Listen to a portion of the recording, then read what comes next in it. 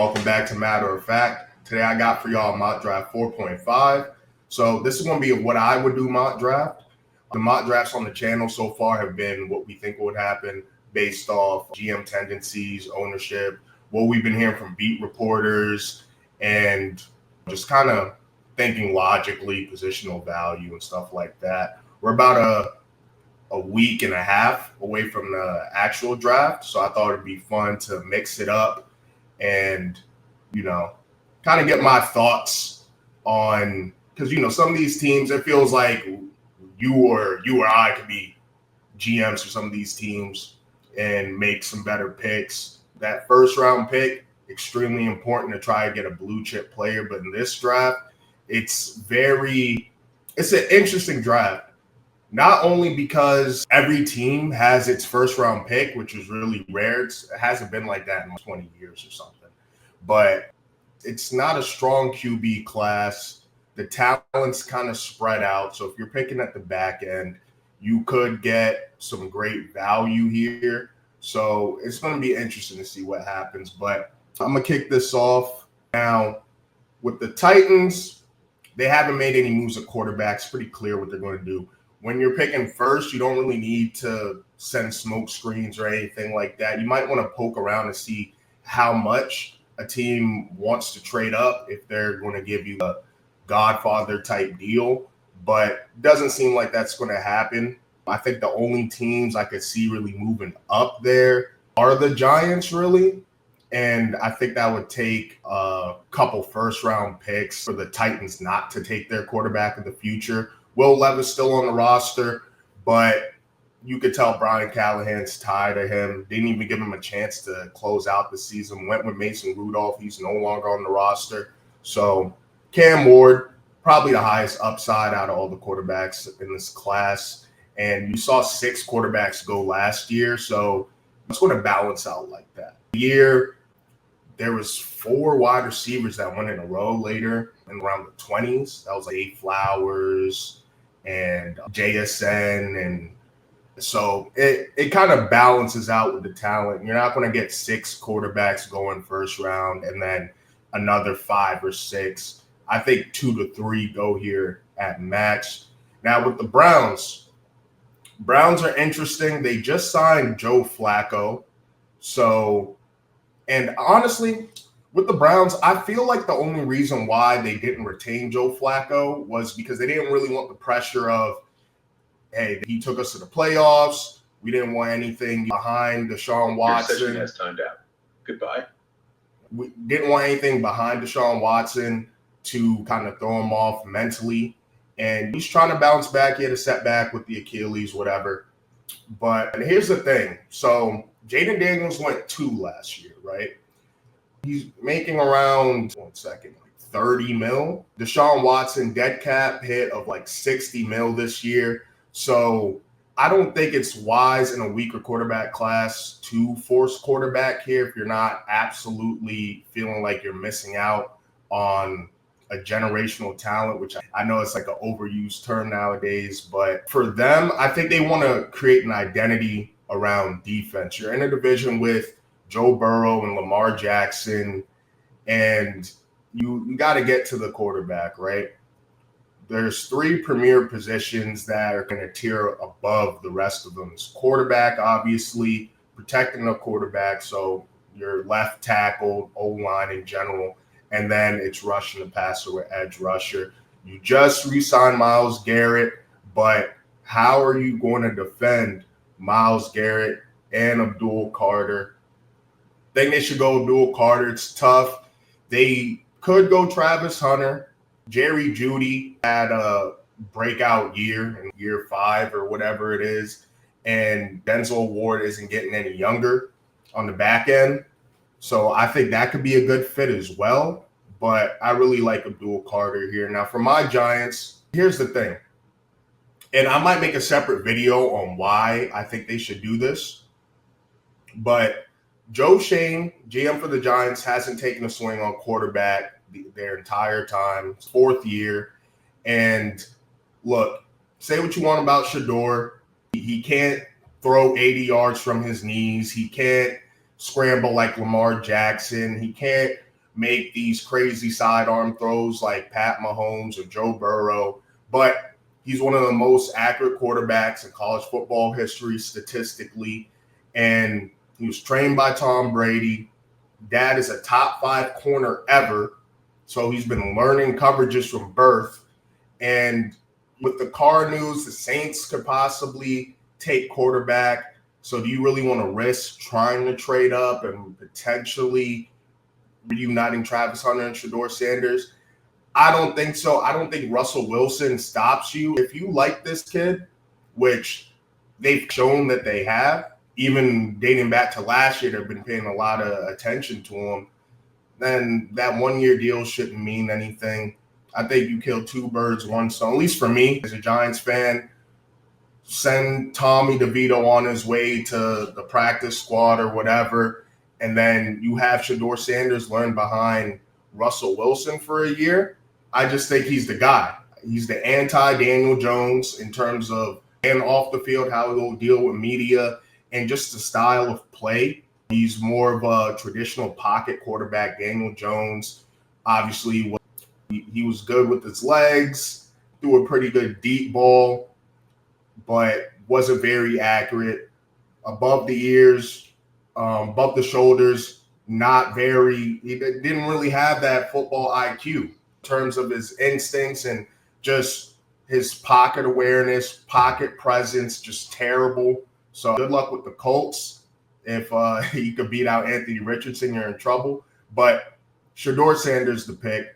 Now, with the Patriots, this is a dream for them. The news that's coming out is that Shedeur is going to fall, and Shedeur falls, then they're in a worst-case scenario. In this scenario, Travis Hunter is there. You could pair him with Gonzo, have an elite corner duo immediately. I think he's better at corner. I think it makes a lot more sense to have him as a full-time corner and have him come in with certain wide receiver packages. I just think in terms of the snaps, it makes a lot more sense. And with the Patriots, who do you really have there? Receiver Stephon Diggs looking good in the offseason, but we just saw with the Texans, they signed Tank Dell. Well, not signed Tank. They signed Stephon Diggs, and they drafted Tank Dell to really try to have a lot there in case of injury, and they lost both of them. So could Stephon Diggs stay healthy? You want to rely on that? I think Travis Hunter is the pick here. They're happy as hell that the Giants took Shedeur.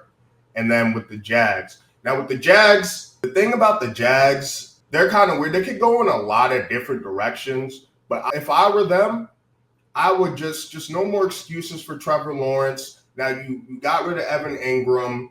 They signed Dyami Brown, which I think is an interesting pickup. But the story of the offense is Brian Thomas Jr. I think you should add some more weapons. And the weapon I would add is Tyler Warren. Trevor Lawrence got the ball to Evan Ingram a lot. And I think you're getting Tyler Warren at a cheaper price than you would for Evan Ingram. You're getting a younger tight end, and you're getting a tight end with more upside. And Evan Ingram's hurt at least twice a year. So there's that as well. So just having some consistency on that injury report would help. Hopefully Trevor Lawrence could really get back to form and live up to that generational title that he just really hasn't so far. Raiders, not much to say here. Genty, what's his name, man? Not Alexander Madison. What's the other guy? Zamir White.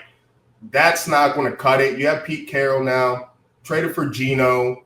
Brock Bowers was a smash pick. You got rid of the GM who made that. But still, with Ashton Genty, he could really transform this offense and just make life a lot easier for Geno. They're going to address the trenches throughout the draft. That's what Pete Carroll has said, and that's what every team should be looking to do if that's not really addressed or if that's a weak point. But I think you're picking at the top of the second. You'll have plenty of opportunity to address that. And Ashton Genty, I think he's just in a tier above these other running backs, a deep class, but Genty's just different, man. That contact balance is otherworldly, and I think he's one of the only can't-miss prospects in the class. Now, with the Jets, we're going to go O-line again. They went Olu last year, but there's a hole at right tackle, and I think Armand Membu is a great fit here. And just try to make life easier for Justin Fields. I don't think you need to go receiver. Maybe if Tyler Warren was still here, that might be an option. But we've seen these tight ends just kind of creep up in that top 15 range. And maybe they see what happened with Brock Bowers and think, look, even though Kyle Pitts went at 4, this kid is different. His blocking, it could use a little bit more. It could use some work with the blocking, but still. Anyway, back to the Jets. Armand Membu, protect Justin Fields, and they kind of out on his deal. So if Justin Fields isn't the guy, you're preparing your quarterback of the future. If Justin Fields is your guy, then this is probably part of the reason why it works out for him. So I just think it's a good fit. With the Panthers, now Bryce Young rebirthed the whole world view on him.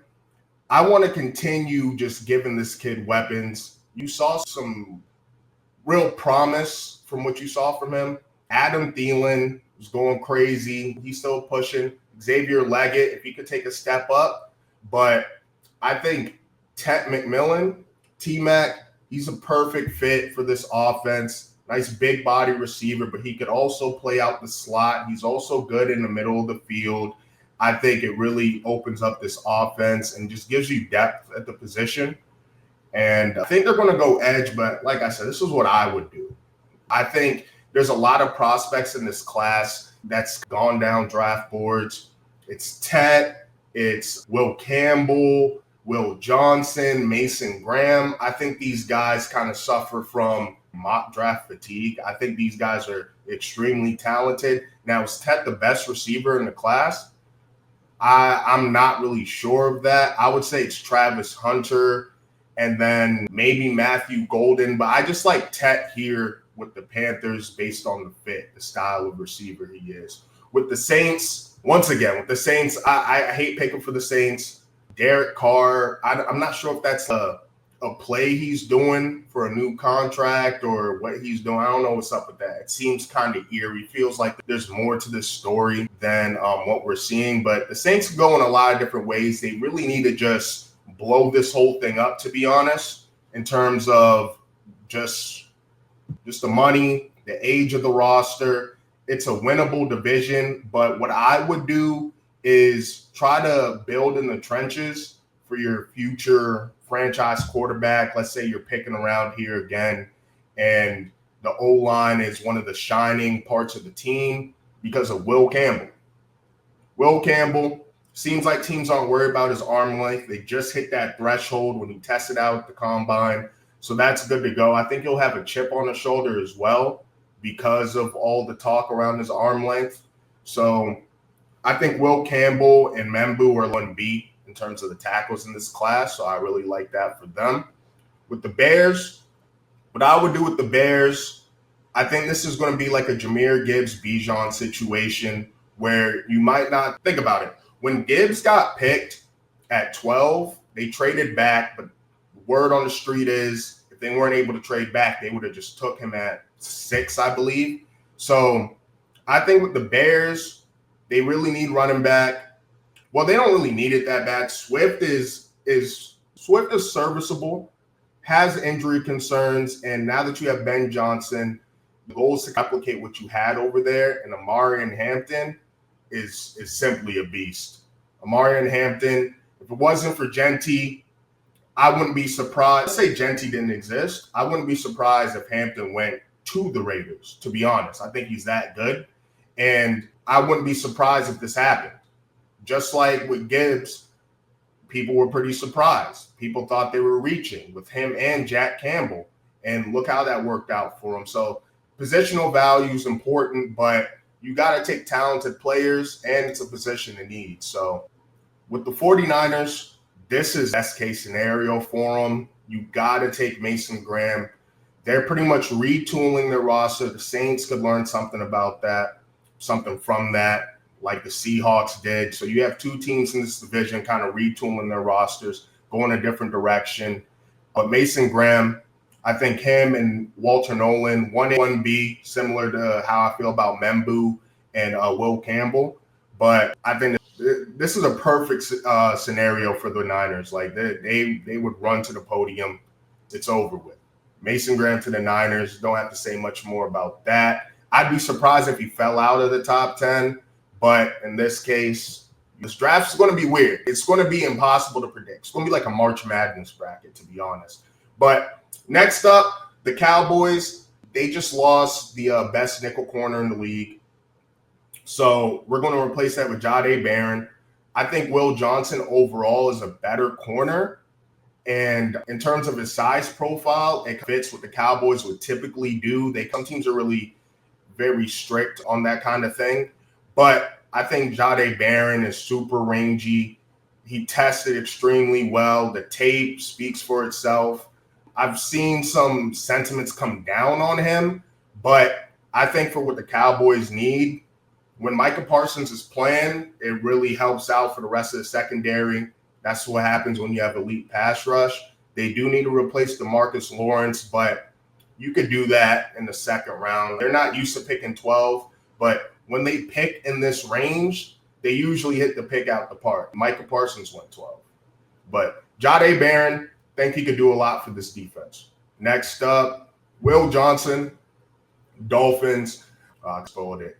Yeah, I'm going Will Johnson. So you have Jalen Ramsey back there. Corner 2 right now is Storm Duck.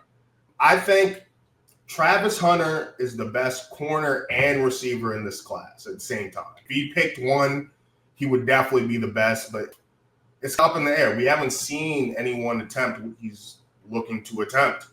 I think it'd be perfect for the Patriots and what they need. But I think Will Johnson's closer to corner 2 than any receiver is closer to wide receiver 2. And because the Dolphins could go a lot of directions. I would go into the trenches here, but with no Membu, no Will Campbell on the board, and you have Will Johnson just sitting here, pair him with Jalen Ramsey, address the trenches later in the draft, I think you're good to go, especially with how this is playing out right now. I think it's just players will fall, whether it's a tackle, Ray Zabel might be there, Derek Harmon might be there. You have a lot of different players, Donovan Jackson, Tyler Booker could go to the second round to him. So I think you just have to take best player available, and I think that's Will Johnson here. Now with the Colts, I'm going to go Colston Loveland, tight end. They would love if Tyler Warren was here, but I think Colston Loveland is pretty close to being tight end 1, give or take. Now, the thing with Colston Loveland, he's not very good after the catch, which is an issue. But with the Colts, you see them use tight ends a lot. They're using tight end 1s, tight end 2s, whether it's Mo Alley Cox, or they'll use whatever at tight end. So why don't we get a real top prospect there and help out Anthony Richardson? And this offense could be scary in this division, man. Josh Downs, Michael Pittman Jr., Alec Pierce helping to spread out the field. So I think this would make it a really scary offense. And then there's just no excuses for Anthony Richardson or Daniel Jones if he happens to beat him out. But I think that's the pick here. Now with the Falcons, I'm going to take the next edge off the board. To me, this is – where is edge, man? To me, this is the second best edge in the class. I'm going Mike Green, smaller school, might be a little bit concerning. You might want to go with SEC edge or whatever, but I think Mike Green, if you look at his tape, I think he's going to be elite. So the Falcons have taken offense for the past 4 or 5 years. Got to go defense here. It's got to be something. And you can have your pick of the litter. You have a lot of pretty good edge rushers here. Only one off the board so far. So this is what you do. This is what you got to do. Now, with the Cardinals, they could go a lot of different directions. They added a lot to their D-line, Josh Sweat and some others. But like I said, D tackle 1 and 2, very close. I'm going Walter Nolan. I think he could easily be the best pass rushing DT in this class. I don't think they're very far away from each other. But this would make we need some identity for this Cardinals defense. And they were pretty scrappy last year. Despite not having that much talent, they weren't bad. So let's address the trenches, make things easier on the secondary, and see what you could do in this division. Because it came down to the wire last year. You have the Niners and the Seahawks retooling. So I think this is the perfect pick for them. Now with the Bengals, don't know what's happening with Trey Hendrickson. Hoping they could somehow retain him. It seems like they're trying to, despite what their executive vice president said. Don't know why she said that. But just in case you don't retain him, I'm going to go James Pierce Jr. I think him and Mike Green are real close. But he was looking like a top 8 or so pick early in the draft process. Some character concerns, but from my research, it seems more like an attitude thing. And I think with the Bengals, they have the characters to iron that out. You have Joe Burrow and a team that went to the Super Bowl. I think he could mature. You got to realize these kids, they're in their early 20s, late teens. Well, not late teens really, but 20, 21 years old. If we're talking attitude, can they play? Can he rush the passer? I think James Pierce Jr. could rush the passer. And with a team that tends to be in a lot of shootouts, if the Bengals could just start off hot for once, they could really make another run. They can make another run. But let's just say they're running up the score on teams and they could start off hot and they're putting teams in must-pass situations. You're going to have to address the edge position. And we don't know if Hendrickson's going to be there, but if he is, perfect. Have somebody on the opposite side of him. Opposite side of the sack leader, and you got to get after Lamar Jackson. That's a guy in your division. Now with the Seahawks, traded away DK and Geno, released Lockett, signed Darnold, signed Cooper Kupp. I think they have a real plan for what they're going to do on offense with these two heavy slot guys in Kupp and JSN. And for that to work, I think that they got to go tackle here. And that was kind of an issue with the Seahawks last year. Weren't really good at protecting Geno, which is why I think he's going to be really good with the Raiders because the Raiders' O-line isn't too bad. And I think they'll do a great job of addressing that in the draft. And you'll really see how good Geno is. I think he's pretty underrated. But we got to protect Sam Darnold. We saw that that's his kryptonite, right?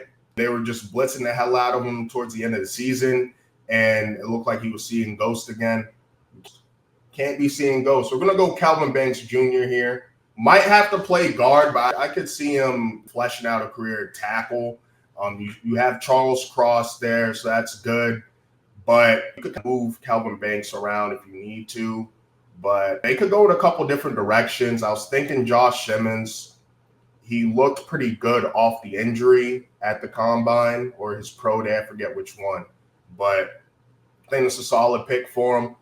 Now with the Bucs, I'd like to go secondary here. I think it's a smash pick if Will Johnson somehow creeped back here. In this case, I'm going to go Jahad Campbell. Got rid of Devin White. Levante David is still playing at a high level, so that's a good guy to learn under. And I don't think I really think they need to address the secondary, but I think they could get a Trey Amos or a Rebel from ECU in the second round. You have to try to project where these guys are going to be. Jahad Campbell, best linebacker in the class to me, pretty consensus. So I think to really help out the defense. And the Tampa Bucs offense, I think, was top 5 last year. They were playing at a top 5 level despite losing Godwin in the middle of the season and not having Evans for a decent chunk. They really ran the ball extremely well. And then if you have Godwin there with Evans and who's the other kid? I think Jalen Bugs. Sure. He showed a lot of promise. He filled that role. I honestly didn't think they were going to re-sign. I didn't think they were going to be able to afford him, but he came back at a team-friendly deal, Chris Godwin. Jalen McMillan. So you have a lot of options on offense. You have Cade Otton. I saw some people mocking tight end. Just wouldn't make any sense. You got to go defense here. And once again, super winnable division. So go defense. The offense is looking elite. And Baker's that guy, man. Baker keep baking. So the Broncos are probably hoping Amarian Hampton or Loveland or somehow Tyler Warren. I think they're a trade-up candidate if one of those guys fall for sure. But I think they can't go wrong with Luther Burden. I think their defense was top 5 last year to me, just how they played. And I think this is a perfect complement to Courtland Sutton. I wouldn't be surprised if Luther Burden turned out to be the best rookie receiver. The quarterback play at Missouri was pretty mid. So he got the ball in a lot of screens and a lot of yak type plays. I think Sean Payton is the right coach to unlock Luther Burden's true potential. I don't think we've seen the best out of his skill set. And Bo Nix could really have a really good sophomore season here with Sean Payton. But Steelers, this is tough. Jackson Dart is a possibility. But I think they're going to land Aaron Rodgers. And to appease Aaron Rodgers, because he has the Steelers at the balls, and it's kind of their fault. I don't like what they're doing with the quarterback position. They're kind of being too lax for my liking. But I would like so with the Steelers, their identity is obviously defense. They haven't had good quarterback play since Big Ben. And even then, he probably should have got rid of him a year or two earlier. So it's been like COVID since they had any good quarterback play. But the defense was pretty lacking last year towards the end of the season. I think this is a great spot for Jalen Walker. He's listed at linebacker, but I think as being an off-ball linebacker, I think he could use some work at that. But coming off the edge, I think he's a Swiss Army knife that Mike Tomlin will be able to truly unlock his potential. And I think just the culture there with the Steelers, it's perfect. I think also grew up a Steelers fan. I know that shouldn't really matter, and this is what I would do, so it really doesn't matter. But you saw Kenny Pickett went to Pitt, and they scooped him up. You saw got Joey Porter Jr. because his dad played there. Jalen Walker grew up a Steelers fan. They could use some help off the edge. Hayward's not getting any younger. Help out the defense, kind of back to what we know the Steelers to be. Get that steel curtain going. Now with the Chargers, part of the reason why I wanted to do this is to give them Matthew Golden. I know it's not going to happen. I know they're not going to go receiver here, but they really should. Ladd McConkey, what do you have, like catches for 190 in that playoff game? He can't do it all by himself. Really like the philosophy that Harbaugh brings to this team, but you have Justin Herbert, man. And he's a top 5 quarterback talent in this league, and he has to get over the hump. He still hasn't won a playoff game after melting against the Jags that year, and then they just got destroyed by the Texans. So let's make this offense a little spicy. Let's get a little sexy with this offense. The Packers. So when we get down to these 20s, and just the back end of the draft, these are playoff teams. So I like to look at, well, why did you lose your playoff game? You know what I mean? Saquon ran 150 on them. Well, as a collective, the Eagles ran total about 150 between Gainwell, Saquon, Jalen Hurts. So I'm going to give them the best run-stuffing deep tackle in the draft. I'm going to give them Kenneth Grant. Not only that, this is a deep running back class, and you have teams in your division, and it was the toughest division last year, came down to the wire. You have a bunch of teams where the Bears, especially in this case, they get Amarian Hampton to go along with Swift. You have the Vikings there with Aaron Jones, and they could get a serviceable back in the 4th or 5th round to pair with him. And then you have the Lions, obviously, with Monty and Gibbs. It would help to get somebody like Kenneth Grant that could help stop the run. Now, in general, during the regular season, overall, they were pretty good at stopping the run. But the trenches, man, you can never have too many tackles, D tackles, guards, edge rushers. I think this is just good value right here. I'm going to go Kenneth Grant. The Vikings lost Cam Bynum, And they really addressed the trenches in free agency. So they got Will Fries and Ryan Kelly from the Colts, and also addressed it on the D line. So gotta go after the secondary here. Malachi Starks, I think this is a steal. I think it's a good fit for the Vikings, and they would just be happy with this pick. I think this is a great pick for the Vikings. He could go a lot earlier than this, but this is what I would do. What I would do if Malachi Starks was here, goes to Minnesota. Now with the Texans, I would love to have CJ Stroud reunited with Ibuka, but they just traded away Laramie Tunsil, so this has to be a tackle spot, kind of similar to the Chiefs. Tackle. One of the weak points of this team was protecting CJ Stroud. You got to do that. I'm going to go with Josh Simmons here. I think they're elated with this pick. I wouldn't be surprised if they traded up to get him, if it's seeming like tackles are going on a little bit of a run, or if it feels like they have some inside information on who might be high on him. But I think if he didn't get injured during the season, he would be a top 15 pick for sure. So he seems fine, though. He was running his drills and how he was looking off season.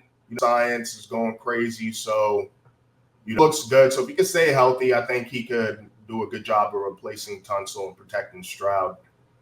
Now with the Rams, they could go a lot of different directions. Done a really good job at replacing the production that Aaron Donald gave them.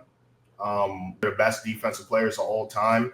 So you have Jared Verse there with Brandon Fisk and Byron Young that they got 2 years ago. So I don't think it's necessary for them to go edge. I'm thinking Donovan Ezaraku here, maybe Michael Williams, Shamar Stewart. A freak, he could go here. But I think they should look into protecting Matt Stafford. And, projected center right now is their 6th-round pick from last year, Bo Limmer. And I'm going to go Gray Zabel here. He played mostly left tackle in college, but he's going to play guard, and I think he could play center in the league. So you move him around how you want to. Sean McVay, one of the best coaches in the league. Matt Stafford, super smart. The team, I think they're a dark horse, like Super Bowl contender. And it starts with continuing to protect Matt Stafford so he can get it off to Puka and Devontae Adams. With the Ravens, love this fit. I'm going to go Nick Emenwariye. Perfect compliment to Kyle Hamilton. The Ravens aren't afraid to take rangy, slender prospects like they did with Nate Wiggins, who sort of had a slow start, but he had a excellent rookie campaign, all things considered. And I think they could really use some help in the secondary overall. And I think this is just a great fit for the Ravens. The Lions, this is where Shamar Stewart's going to go. Try to put a Band-Aid over the situation with Aiden Hutchinson last year with Zadarius Smith. Didn't retain him. And Aiden Hutchinson demanding those double teams. I think that the Lions – so the thing with Shamar Stewart, not a lot of production at Texas A&M in terms of and just wasn't a lot there. You're kind of an upside pick. And me personally, I don't think a team like the Panthers should go this direction. You like Shamar Stewart somewhere with a lot more structure and a set culture. And I think Dan Campbell and the Bulls get a lot out of Shamar Stewart. Freakiest athlete in the draft. Freakiest athlete that we've seen at the edge position in the past 5 years, in my opinion. Test extremely well.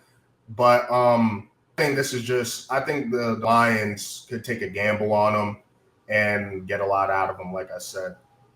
Commanders, the Commanders are funny because it was easy to make fun of their additions with Jaden Daniels, whether it was Zach Ertz or Austin Eckler and Bobby Wagner. Seemed like an old folks home. One of the older teams in the league. Just lost Diami Brown, who was showing some promise towards the end of the year. I say get him some more weapons. We don't know if Debo's going to come back to form. And if he gets hurt, he has extensive injury history throughout his career. I think he has a fire lit under him. He needed a change of scenery, kind of similar to Chardavius Ward and some of the other guys. Like, they just needed a retool in general. So I don't think there's any love lost there. But I'm going to go with Ibuka. Get yourself another slot guy and that could get out and open in space. And I think he's extremely talented, but it's kind of similar to like Barron. Like Jahdae Barron, he's not really going to play on the outside. He has potential to, I feel, but I think this is a steal of a pick. He's not going to be there for the Commanders in the second round, so they could go a lot of different directions here. They could go running back, could go edge, but I'm gonna go Ibuka. The Bills. I'm gonna go Derek Harmon, man. I think he's an underrated prospect. I think he's one of the better rushing D tackles in this class. And you know what the mission is for the Bills. Like, got to get over that Kansas City hump. And with Chris Jones up there in the middle, could use some help over there. So we're going to go Derek Harmon from Oregon. With the Chiefs are pretty sick about how the tackles I think they would have loved Josh Simmons here. But I think Josh Connerly, we're going to go double Oregon. Think he's an underrated tackle. Think they're fine with that. They kind of fade to get the most out of their players. Just a great coaching staff, and they just know what they're doing in terms of the front office. And I think this is just one of those picks where he's going to work out with the Chiefs, whereas he might not have worked out for another team. You know what I mean? And then last but not least, the bane of my existence, we got the Philadelphia Eagles. They Josh Sweat and Milton Williams. They also lost C.J. Gardner-Johnson. Maybe they would have went Emenwariye here if he was available. But we're going to do what they typically do, which is just get great value towards the end of the draft, scoop up some steals, and, hey, he's a Georgia guy too. So we're going to go Michael Williams, close out the draft, and, yeah, that's it for that. Let me know what you guys think. Austin just got back from a wedding, so we're probably going to do 2 more mock drafts before the season or before the actual draft here next Thursday. But, yeah, man, this is it right here. Let me know what you guys think, how I did for your team and whatnot. Probably our last mock draft is probably going to be a 2-rounder, kind of see what goes on in that second round. But, yeah, until the next one.